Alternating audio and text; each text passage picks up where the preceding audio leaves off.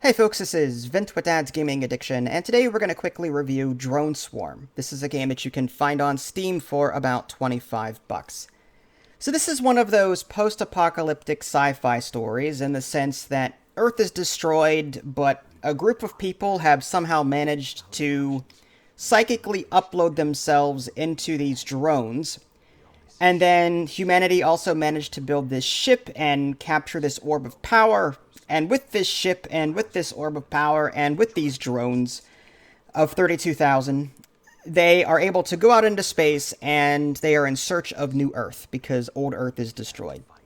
And that's what you're doing in this game. You're taking control of that ship, of these drones. And you're going to be jumping from location to location on this galaxy map, upgrading your ship with various technologies, learning new abilities, and encountering various enemy AI and enemies and stuff. Anyway, so this game is interesting in the sense that it does something that not a lot of other RTS games do.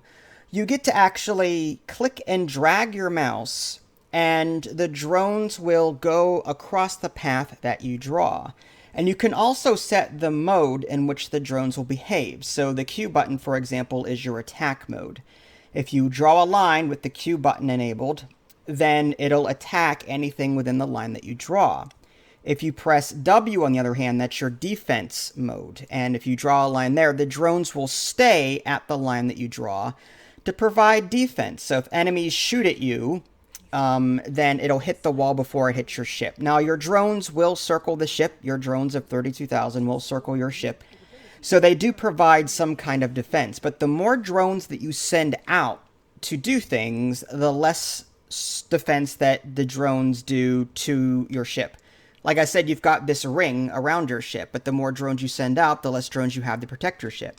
But again, you can draw walls if you want to. So there's a little bit of strategy there. Do you go drone heavy, send them out, and try and destroy ships quickly and hope that they don't attack you or don't get to you fast enough to attack you? Or do you play defensively, only send out maybe 7,000 drones at a time by only drawing one or two lines, wait till they get back, then send out more, and so on? That way you've got some defense. There's some strategy there behind that, and that's really cool. I like that. You also end up learning some abilities that end up allowing you to push things.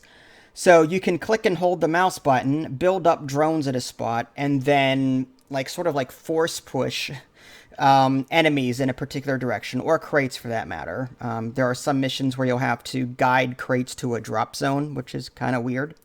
But anyway, so you'll be learning new abilities, you'll be encountering new enemies that require different strategies in order to defeat them. Like there are these fast-moving ships that will circle your ship, your mothership, and trying to draw lines to destroy them is difficult. So first you draw a wall, and there's an ability that you learn that it'll slow them down, it'll ensnare them in this wall. And then while they're ensnared, you can then use your Q attack mode to draw lines and destroy them. Some of these cruisers have this very powerful beam ability, this very powerful shot, but it takes time to charge, so you need to use your force push ability, as I call it, to sort of knock them away and make them spin around a bit so that they lose their charge. So there's different strategies for the different enemy types that you'll be facing. Each encounter roughly takes, I want to say, 3 to 5 minutes, if that. It's over very quickly. There are 3 different difficulties. There's story mode, normal, and hard, so you can play around with those, and you can change that freely before you even get into the next encounter.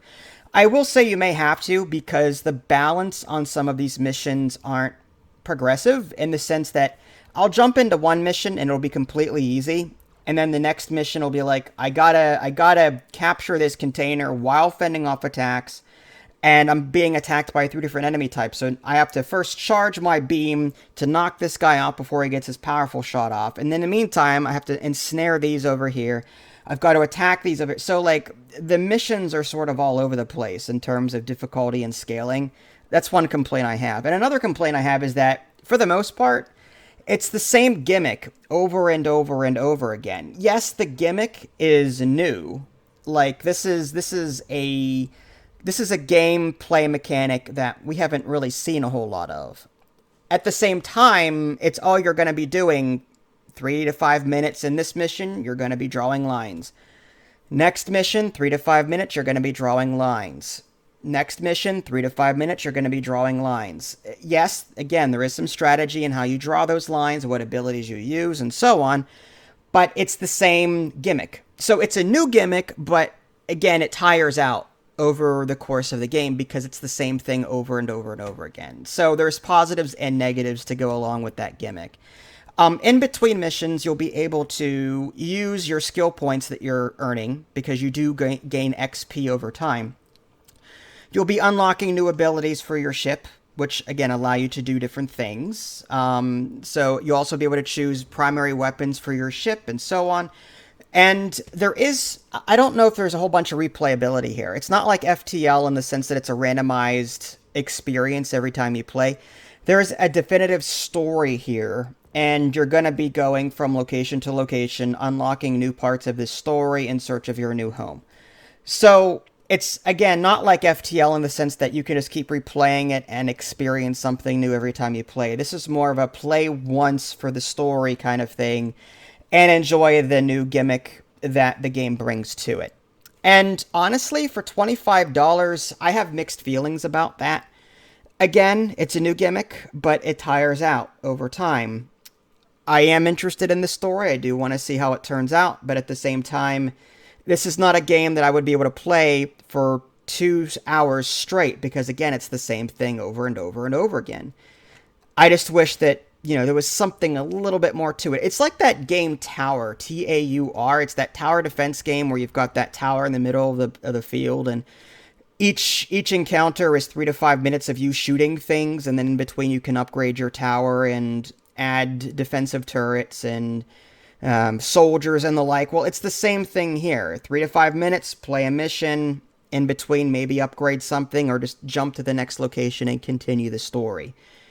The comic book and the style of the game and the art is fantastic, and the smoothness at which the encounters play out is also good. Like, the drones feel nice and fluid, the lines are drawn very cleanly, and everything, the gameplay is very satisfying, is what I'm trying to say. And the comic book style art is also very nice to look at. And the voice acting is pretty good too. But like I said, I think my biggest complaint with the game is it gets stale after a while. I'd have to play this for a little bit, take a break, come back, enjoy the gimmick. Oh, when it starts to get stale again, give it a break, come back to it, rinse and repeat, rinse and repeat.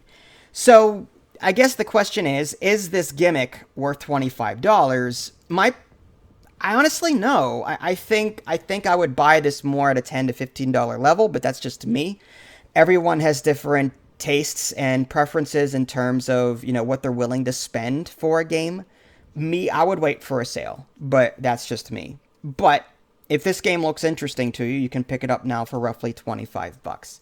If you guys haven't already, subscribed to me on Twitch and YouTube. That way you can stay up to date with any new content I happen to publish. This is Vince. Thanks for watching, and I'll catch you next time.